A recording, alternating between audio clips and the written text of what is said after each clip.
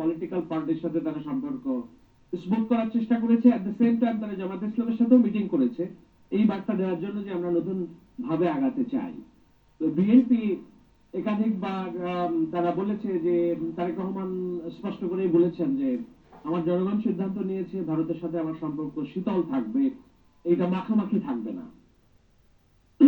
আমরা মাখামাখি চাই না, আবার অতি শীতলও চাই না।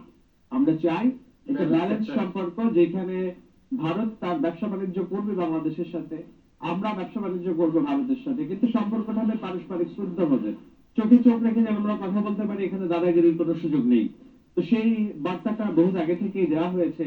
আবার বললাম তো, দাদাগিরির যেহেতু সুযোগ নেই, আবার এমন না যে ভারতের সাথে যুদ্ধ উন্মাদনা করে আমরা খুব বেশি এগিয়ে যেতে পারবো। আমাদের মূল কনসার্নটা কি?